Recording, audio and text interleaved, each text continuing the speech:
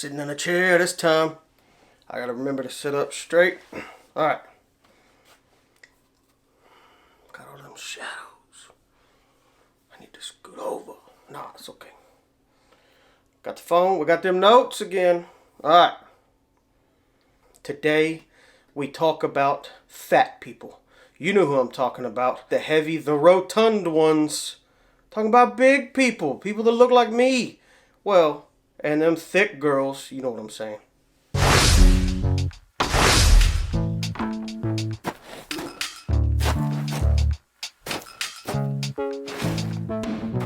As a big guy that just got into backpacking and just started logging miles, I can tell you that there are some issues getting out on the trail being larger than the average person. Now, I know that there's a lot of things to work through, and I've broken this list down into two separate categories. The first category covers equipment and things that we're purchasing, and the second category covers ourselves and our mindset and some things to look out for. So let's dive on in and let's look at this list and let's see some of the hurdles that I faced and that my wife faced and that I'm sure that everyone is facing. So the first item is sleeping on the ground. Man, how many people have told me this? How many people, even fit people, have told me there's no way I'm going out to sleep on the ground? Like people are scared to death of it, right? And we've all stayed on those cheap air mattresses and we've all tried to sleep on the ground. And you remember being a kid laying on just a blanket in your grandparents' living room and how uncomfortable that is as an adult. Well, there are some solutions. And I'll tell you right now, it's very easy. Being a big person and trying to stay comfortable at night, you're really looking for some specific qualities out of a sleep pad. It has to be air-filled. It has to be thick, over 3 inches.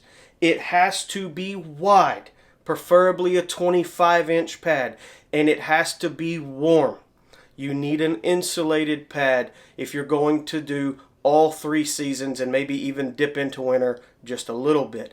If you get a pad that's at least 3 inches thick and you do not inflate it as much as you can, if you deflate it to the point that it's comfortable but your hip isn't digging into the ground or your butt's not touching the ground, I can assure you good sleep is possible. We went through 2 or 3 sleeping pads before we found the right one, but we finally found it, and I'll have it linked in the description down below. The second reason is tents. Man, people are scared to death to crawl into these tiny little tents. You know, when you look at these tents, if you go to the store, they say a 2-person tent or a 1-person tent, and you look at it, and they are tiny. Not only that, but they're way down on the ground. And I understand what you're thinking. There's a couple ways to help yourself. Number one, I highly suggest being a bigger person, pretty much anybody, but for sure if you're a bigger person, buy a tent that is at least a person or 2 larger than what you need. So my wife and I are both big people. We sleep in a 3-person tent. We could cram in a 3rd person. We could have one of our children with us. But for the most part, it's just her and I and our gear, and we are completely comfortable once we're in the tent. The second item is getting in and out. I'm going to be clear with you. Everybody looks silly getting in and out of a tent. Everybody does. And the more that you do it, and the more that you practice it, and the more that you're getting up and down, the better you will be at it. If it really concerns you how you look, don't camp close to the trail and face your vestibule away. Face it to the woods. The animals won't laugh, I promise. Your secret weapon to getting in and out of your tent is going to be a sit pad. A little accordion foam sit pad or a piece of foam that you can fold out. It's going to be something that you can put on the ground that's super lightweight, that gives you an area to kneel down or to take your shoes off and stand on in your socks while you work yourself down into the tent. It will keep your clothes clean. It will keep your legs dry. It will give you confidence putting a knee down if you have to crawl into your tent. And don't forget, these larger tents can be split up. If you and your significant other are taking a 2 or maybe a 4-person tent because you need that much tent, that's okay.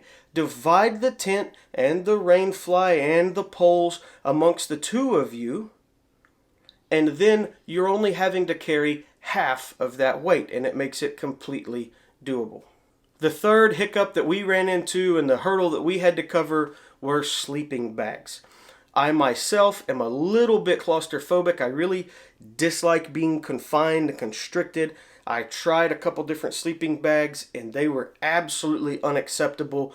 If I could get them to zip up, I almost had a panic attack trying to get them unzipped.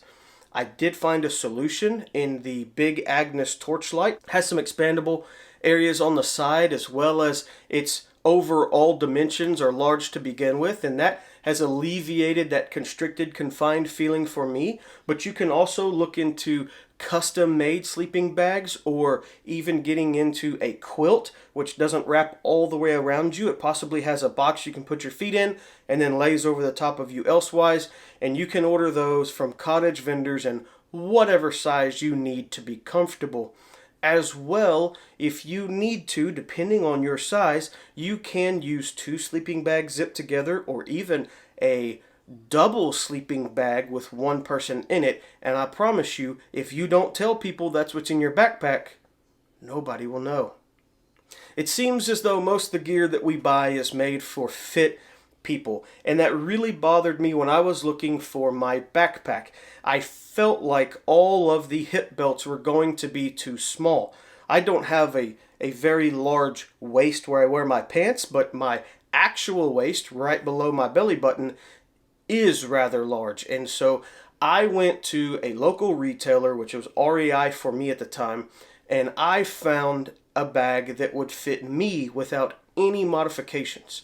To my surprise, my wife and I both were able to find, we're shaped completely different, but we were able to each find a bag off of the shelf that fit us and went around us completely with 0 modifications. Now, if that's not the case for you, if you do not have a retailer close enough that you can try these things on, or if there's simply not a bag with the belt that's large enough, you still have some options. Number 1, you don't have to have a hip belt.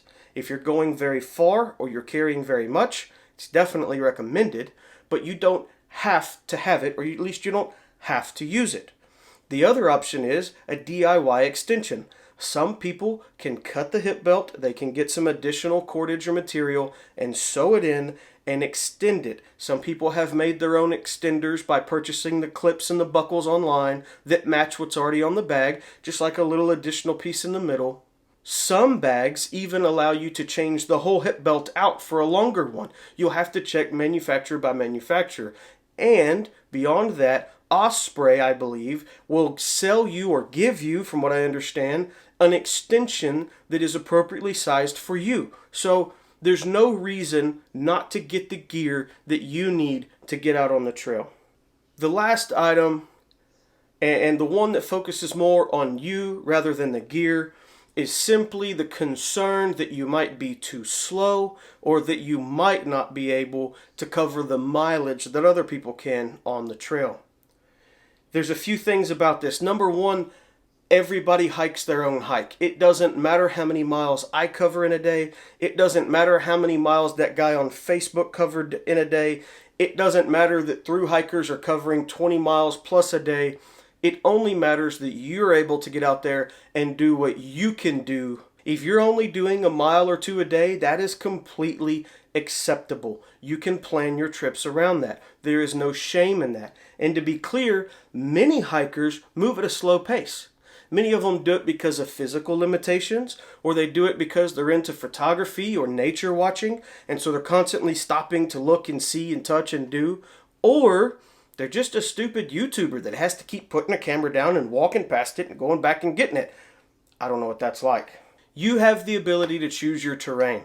Now, 5 miles hiked or 2 miles hiked on flat ground is not that hard for most people. But I can assure you, through some very recent experience, that when you begin to add rough terrain and elevation into the equation, it can quickly become a daunting task. So it will behoove you, if that is a concern, to call the place that you're going to be visiting, call the rangers or call the front office. It will help you to get on Facebook groups and ask people about the terrain, to purchase a book, to use GPS, to use gut hooks, something like that, so that you can have an idea what to expect. The whole purpose of this is to get outside and enjoy nature and have a good time and set yourself up for success. So just be aware that it may take a little bit of thought going into a trip so that you can have the best time while you're out.